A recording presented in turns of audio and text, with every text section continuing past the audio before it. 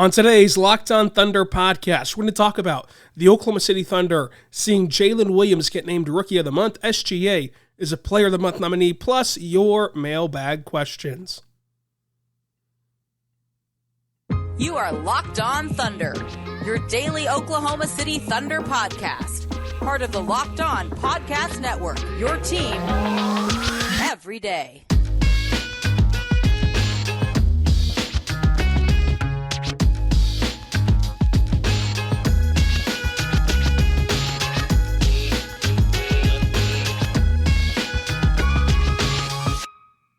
Let's get it going on the Locked On Thunder podcast on the Locked On Podcast Network, your teams every day. I am your host, community member, and editor-in-chief over at thunderousintentions.com, Rylan Stiles. You can follow me on Twitter at Rylan_Stiles. Follow the show on Twitter at LOThunderPod. Email the show, LOThunderPod@gmail.com. On today's show, we are diving into your mailbag questions. What can this Thunder core look like for the future? When is the Thunder rebuild going to be over? And who are some draft targets for the Thunder? Plus, let's talk J-Dub winning Rookie of the Month and SGA being a nominee for the Western Conference Player of the Month. Thank you so much for making Locked On Thunder your first listen every single morning, every single day. We are here for you talking Thunder basketball. Subscribe for free across all podcasting platforms and on YouTube. So, Jalen Williams wins Rookie of the Month, which is exciting, obviously, anytime that your draft pick is going to be bestowed upon this honor. Josh Giddey last year, if you recall, won every single Western Conference Rookie of the Month award whenever he was healthy. Now, Jalen Williams wins the first Rookie of the Month award for this season. He averaged this month 10 points, 3 rebounds, 2 assists. He shot 52% from the floor, 30% from 3. The other nominees were Tariq Eason, Jabari Smith Jr., Keegan Murray, and Shaedon Sharpe. J-Dub's game against the Spurs was electric. It was his career high, 27 points. First 20-point game, hit the dagger floater, scored at all 3 levels, defended at a high clip. Like, Jalen Williams was really, really good against San Antonio. That might have been the icing on the cake to push him forward for this award, but it was awesome to see that he was able to capture the Rookie of the Month award. And the Thunder continue to find, the guys that can take home this award, as Josh Giddey did all last year. Of course, Josh Giddey ended up making an all-rookie team. Jalen Williams seems to be in line right now, too, as well, obviously. If the season ended today, I think that he'd be on an all-rookie team, just like Josh Giddey was. SGA was a Western Conference Player of the Month nominee. He won Western Conference Player of the Week a couple weeks ago, but he's a nominee for the monthly award. That award went to Devin Booker. I think that a lot of that was due to team success. Honestly, I think a lot of that was due to team record-wise, because SGA's month was incredible for the Western Conference. Jason Tatum won it in the East, but SGA dropped 31 points, 5 rebounds, 6 assists per game. He shot 50% from the floor, 34% from 3, 92% at the line. SGA had a 3.2 win shares in this month, and he played at an MVP level. There's just nothing more you can say. He had a career high in steals per game, a career high in blocks per game. Steals per game was 1.7, so almost 2, and then blocks was 1.2 per game. And still, while his usage rate was incredibly high, and he was playing it with this MVP level of play, he only had 3.2 turnovers, which is a career high, but is still a great, respectable number for what SGA's usage rate is in this one. So he played in 20 games this month, missed that last one against San Antonio, missed one, because remember this award is combining the end of October and November. Missed a couple in the beginning of the season against Minnesota, and he played really well. It played at an MVP level. And I just think that the determining factor had to have been wins and losses between him and Devin Booker in the Western Conference. And Jason Tatum, of course, deserves it tenfold in the Eastern Conference. SGA also has a career high in rim finishing, 66% at the rim in this season, and then tied his career high in mid-range shooting at 46%. So that was great as well in terms of the advanced numbers of how he's scoring and where he's scoring the ball this season. SGA has just been on fire, as you all know. So congratulations to those two. We talked a lot on yesterday's podcast about what Jalen Williams can be and kind of his ceiling. So if you want a more of an in-depth conversation on Jalen Williams, the second segment yesterday was all about that. But I think that Jalen Williams can be an all-star caliber player, and we go in depth on why I think that in segment 2 of yesterday's podcast. So go back and listen to that on YouTube or wherever else you get your podcast from. So let's dive into your mailbag questions from these are on Twitter, from @Klimikafu. What should the expectations of this team be in 3 years if it's SGA, Chet Holmgren, Victor Wembanyama, and Josh Giddey as the core of the team? The expectations of that team is a championship-level team. Like, you're expecting SGA to continue to play at an MVP level. You're expecting, Victor Wembanyama to be everything he's hyped up to be and be healthy and just be this superstar player as well, joining SGA. And then Chet Holmgren can be a superstar. Josh Giddey can be an all-star kind of player. We'll see how they pan out in their respective careers. I think that people should be extremely excited about Chet Holmgren returning whenever it is that he's fully healthy next season and beyond. So that is a championship level core. And you have to factor into that the Thunder would have cap space and they would have a mountain of draft picks to go and trade for those glue guys and rotational pieces to shore up everything that you need to win a championship with veteran leadership and with guys who've been there before. 3 years from now, if on your roster has been SGA, Chet Holmgren, Victor Wembanyama, and Josh Giddey, and that's your core, you would be a championship level team, and you would be a team that should be contending and would be contending. Like there's no doubt in my mind that team would contend for a title and be one of the better teams in the NBA. @MK325491, is the tank over in OKC? It is over in the sense of tank, but it's not over in the sense of perception. Because anytime the Thunder lose, like they can lose any game any which way, and people just go, "Oh, they're tanking. Oh, they're tanking. Oh, they're tanking." They're not tanking. This team is going to field a competitive team throughout the entire season. You're seeing even over SGA, misses against the Spurs because he had that just horrendous fall against New Orleans. The team is deep enough to have still competitive NBA players on the floor at any given moment. And they're not going to just purposely lose, or not going to just finish the last 20 games with guys who don't belong in the G League, much less the NBA. Like, they're not going to do that anymore. I wouldn't bet money on it. So I think that portion of it is over. That doesn't mean that they're going to go make a win now move on the deadline. That doesn't mean that they're going to go push for the playoffs. But in terms of like manipulating the roster to lose games, they're not going to do that. There's just no room to do that. I mean, to do that, you'd have to get rid of some of these guys that you care about. The only person on this roster who you could swap their roster spot out in this full roster for a worse player and not really hurt yourself long term would be Isaiah Joe, and Isaiah Joe's playing well, so you're not gonna do that to Isaiah Joe, I wouldn't think. So this roster is what it is. You're not going to be able to shuffle in new pieces into it, and worse pieces into it. This is just going to be how the Thunder play the whole season. Now, maybe the final 10 games, if guys are dealing with a bruised, kneecap, there's no point to play them in the final 10 games. I mean, maybe you get to that point standings-wise, but overall, this team will not be tanking. This team will be playing it out as they have been all season, and as we've seen all season. It's not a terrible team, but it's also not a playoff team. Like, as we've seen all season, they've been playing it out. They've been trying their hardest to win. They're 9-13. They are a team that is young, and they're going to make mistakes at the end of games. They're going to need to learn how to close out games and win them, and they're going to get their fair share of wins as well. Like, this is not going to be an embarrassing level team. This is not going to be a top 6 team in the NBA.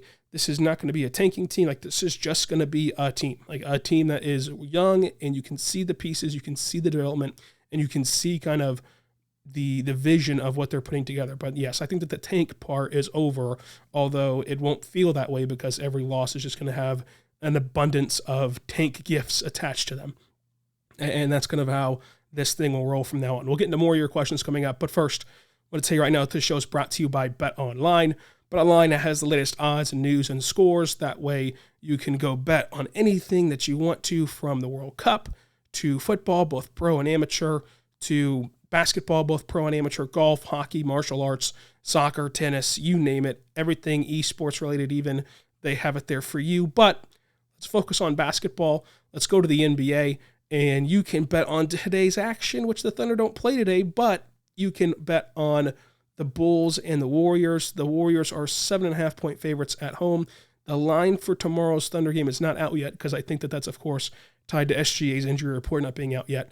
But the Mavericks are 1.5-point favorites on the road in New York, and the Mavericks have not been getting wins recently, so maybe check in on that one against New York at 11:40 a.m. What a weird time that is for a Saturday. Championship Saturday, they're going to play a noon basketball game. Okay. Anyway, check it out at BetOnline. Where the game starts, make sure you go over there and check it out at BetOnline.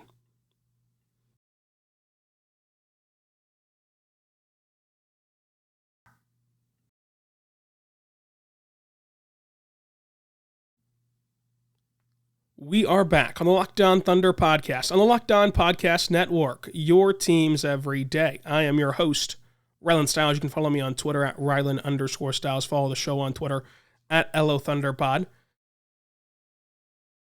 Email the show, LOThunderPod@gmail.com. On today's show, we're diving into your mailbag questions, and we're going to get into our first draft question from at C_Stick. What do you think is a realistic range for the Thunder's pick, and also who is a realistic target in that range? So if you just fire up tankathon.com, I like where the Thunder are at. If you look at the reverse standings of where the Thunder are at right now, maybe the Lakers can jump over the Thunder and the Thunder fall to 6. Maybe the Spurs can jump over the Thunder and the Thunder fall to 5, but like 5 through 8 is kind of where I see this Thunder team finishing in the reverse standings. And in that range, we won't really know until it gets closer and closer to the draft, right? Because guys are going to rise, guys are going to fall, there's going to be injuries, there's whatever. But just some names that I like in the vicinity of 5 through 8. I love Cam Whitmore. I have Cam Whitmore number 3, but a lot of places don't have him that high. If the Thunder can get Cam Whitmore, I absolutely love it. I think that Brandon Miller would be a good option for the Thunder as well. Brandon Miller out of Alabama, a freshman from Alabama, would be great.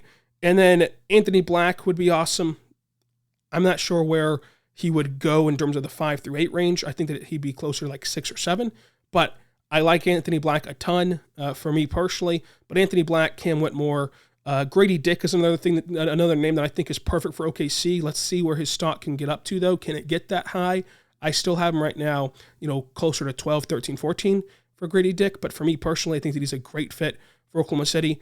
But my number one choice outside of Victor Wembanyama and Scoot Henderson for the Thunder would be Cam Whitmore. And then, of course, you have the Thompson twins. Like the Thompson twins, I've seen them anywhere from 3.4 to 3.8 to, 5.8, whatever it is for the range of their pick. But the Thompson twins, Cam Whitmore, those are the big ones. Plus, I think that Grady Dick would be a great fit for OKC. He provides what the Thunder need in this draft.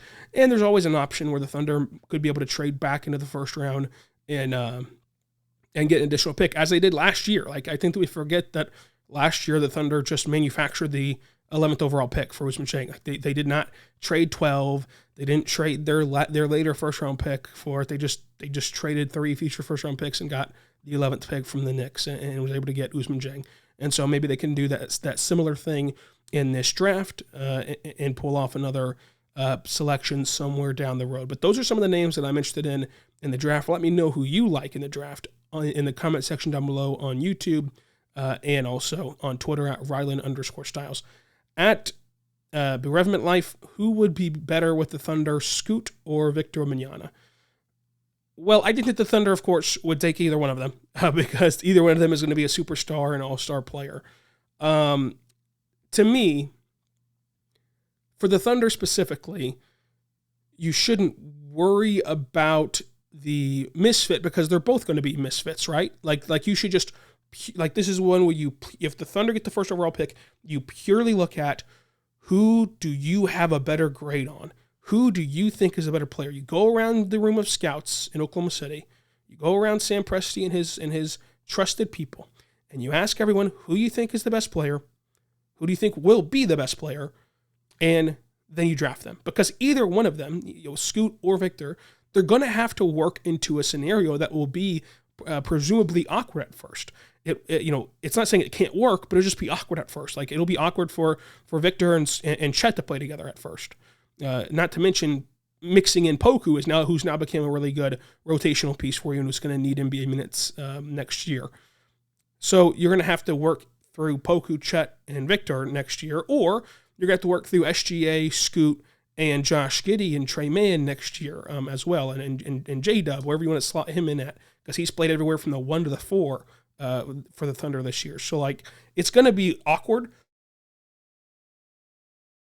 Neither one of them fit like a glove.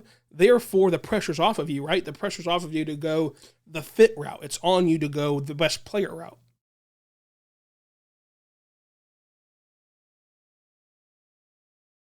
And once you go the best player route, well, then you just, you hopefully make the right choice, and then you have the best player in the draft. So for me, it would be Victor Wembanyama as the best player in the draft. Therefore, I would take Victor Wembanyama. But I also wouldn't be scared to take Scoot Henderson. I just wouldn't. Watching Scoot Henderson play in person, he is much bigger than he is listed at. He's listed at 6'2", 195, but he plays much bigger than that. And I think that with Scoot Henderson, he plays much bigger than that. He's working off ball, even in games, but also even in his warm-ups, he's playing off ball. He warms up coming off of screens. He warms up trying to find a way to play off of other guards. And that is a big deal that he's willing to do that and shows the willingness to kind of be a secondary player as well as a primary on-ball player, which is the trait that he needs to play in Oklahoma City, obviously, because the Thunder have these plethora of guards. So for me, either one would be just a absolute blessing for Oklahoma City and would really put a bow on your rebuild, but it'd be Victor number one still for me. But I was extremely impressed watching Scoot Henderson and talking to Scoot Henderson after the games against the Blue. If you follow this podcast back during the Cade Cunningham draft, it reminds me a lot of Jalen Green. Yes, I had Cade number one all year long, but all year long I also said that Jalen Green was my 1B, not my number 2. I love Scoot Henderson that much, but of course Victor Wembanyama is the one you need to take. And even in terms of fit, I think that it'd be easier to mesh Victor and Chet together than maybe Scoot and all these other guards together, maybe. But I'm not worried about fit with either one of these two players with the Thunder core. I think that the Thunder core can handle either option. And as I said on the last podcast, not all these guards are going to work out. So Scoot will be a superstar, but not all of the Thunder guards on the roster right now is going to work out besides Shai. So you're going to have Shai and Giddey and Scoot, and those guys can make it work if it comes to that, if it comes to, the Thunder getting the second overall pick. So it'll be very exciting if the Thunder are able to get either one of them, no matter how or when or whatever they got either one of them. So that'll be a lot of fun to see. But yes, I still have Victor Wembanyama number one. At OKC Buck, thoughts on the record in 3 years with current players only, and just basing on how they're going to progress. Obviously that's very hard. But my thoughts in 3 years, even if the Thunder skip their current players, and of course I'm going to include Chet getting healthy, this team could be a playoff team for sure. It could be a playoff team for sure, in not a play-in, but a playoff team in 3 years. But we'll see how they all develop and how they all progress. At HogsFan_2001, if the Thunder do not get 1 or 2, who was number 3 prospect? Cam Whitmore for me. And then he also asked, would the Thunder really start trying to in the tank next year once Chet comes back? I think that the tank part of it is over. And also, yes, whenever Chet's back, the Thunder, it'll be hard to envision this team not being a play-in team next year, which, that all depends a lot on how the Western Conference shakes out and how other teams manipulate their roster. But it'll be a borderline play-in team for sure, just based on doing nothing but adding Holmgren back.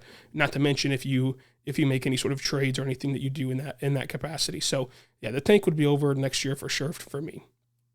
And then at Rio Brenix, Is Poku making a leap? I think that he is for sure making a leap, and I think that this is like a legit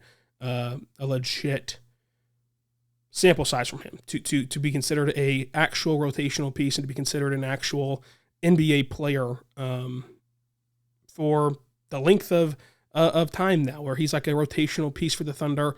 My only question is just how good can the shooting be? Like I think that it's obviously much improved no matter what. Like even if it craters down a little bit, it'll still be better than what it was in years past. But you look at his shooting right now, and he's shooting 42% from three. He's shooting 40% in the corner. I should say he's shooting 40% in the non-corner, shooting 47% on corner threes. Obviously, those are all career highs. They're all career highs by like 20%. So can they stay at that level of like 42% from three, 40% in the non-corner, 47% in the corner three? Can they stay at those 40-plus percentage points? Or do they come down a bit to, 35, 34%, which is still a massive improvement for Pokusevski. But we're up to 62 three-pointers now from Poku, and he's still shooting 42%. So I think that the shooting is real. I think that the shooting is going to be something that is like a legit weapon for him. And then we'll see how he manages scoring inside a little bit. And then, of course, his help side defense is tremendous. I mean, it's fantastic. So I think that the Poku leap is real, where he's at least a player that can be a part of your rotation. And that is saying a lot for Pokusevski. Like, that is saying a lot for where he started at in his NBA career. And you just have to give him time as a 20-year-old who was not supposed to be in the NBA until this year. Like, if you recall, there are many conversations that we had on this podcast after the draft where I would tell people, no, the Thunder are going to bring him over right now. And they'd go, what? Really? I didn't think that they would do that. And they did it anyway, and they brought him over, and he wasn't very good. But now he's gotten that experience, and now he's playing at a very, very high level. So I'm extremely excited for Pokusevski. At MK325491, who has been the biggest surprise for the team this year? I'm going to say Poku, but that seems like a cop-out answer, so I'll give you another answer as well. But Pokusevski for sure has been the biggest surprise, especially in a positive way. In a negative way, it's been Tre Mann. I thought that the preseason, he just looked poised for like a tremendous year, and of course that hasn't happened, but some of that has been due to the injury that he suffered. He has not been the same player since he came back, although he did play really well against the Spurs, so maybe that will kind of kick his season into gear. But he's been the biggest disappointment for me. But also, a pleasant surprise has been Jeremiah Robinson-Earl cashing in 40% of his threes this year, which I had told you all last year. This guy can shoot, this guy can shoot, this guy can shoot. And y'all got a little bit fed up with me for keep saying that whenever he wasn't actually shooting well. But now he actually is cashing them in. And so that's good to see. We all knew he could shoot. It was just a matter of the shots falling. So then at Daver8741, do we think the fans will start showing back up if the winning continues? Yes, I think that the fans will start showing back up. They should show back up regardless. In my opinion, if you live in Oklahoma City or around Oklahoma City close enough to where you can go up to a game, if you can afford it, if you can manage it with your time, whatever it is, if you have a pathway to go to the Thunder games, you should be going to the Thunder games. They're very fun. This team is very fun. And you will be watching this team grow and learn to play together and learn to win games together. You'll watch them in that Bulls game in overtime figure things out, within themselves of how to overcome the adversity of getting blown out at first, then blowing a lead, then going to overtime, then winning the game late. Like, you're going to see this young team kind of work through all these problems. And then, in 5 years, whenever this team is back cooking and is in the midst of another great run, which I think that run will come pretty soon. Whenever it is that run does come, you're going to be able to say, I was in there for the first year or two of it whenever they still were just too young to win games. I think that this team will start winning again, like really, really winning, if not next year, the year after. And you're going to be a part of kind of the infancy stages of what this team is building and what this team is trying to become, I think. I think that that'll be very cool to be a part of. So I think the fans will start showing up as the season progresses this year, no matter if the wins or losses do come, because, again, I don't think that the losses will be created equally as last year. Like the year before, whenever they were rolling out players who weren't NBA players, I understand why it didn't feel like you should go out to the arena if it wasn't just incredibly easy for you. But now even if the losses do come, this roster is 17 guys deep of players who you can actually care about, who you can actually invest in, who you can actually feel like has a legitimate shot or a solidified shot to be with the Thunder long term and to be on the other side of this rebuild. And so as we get more and more of those players in Oklahoma City, I think that the fan base will become more and more open with going back to games and watching them and everything. And hopefully it gets more accessible to watch them. Like, that's part of it too. Like, you've got to present this team in front of an audience to show them, hey, they might lose a game, right? That this might be a loss, but it's not the same loss. Like, this is actually a fun loss. This is actually a fun game to play. The problem is Bally Sports has not been very accessible. And so now Bally Sports has their new package where you can subscribe to them directly if your TV provider does not have them. And so maybe that will make more people subscribe to them, watch the games, and then see for themselves how much better the Thunder are playing. And then that in turn makes them go to games. Whatever the case is, hopefully more people do go to games because this team does deserve a lot more fan support because they are playing a lot better basketball in the Paycom Center this season. So make sure that you check them out. Make sure that you check us out at Locked On Thunder. Subscribe for free across all podcasting platforms so you never miss an episode. It's also free on YouTube. Also, we're going to start doing a Locked On Thunder watch playback, which is a way for you to watch games with me. For more on that, go to Twitter at Ryland_Styles. We're going to start doing that for most Thunder road games where we just watch the game together and we sit down and watch the game together and break it all down. Then we're going to hop on and record our post-game show. So check that out. Get ready for that. Also, until tomorrow after we recap the game in Minnesota, be good and be good to one another.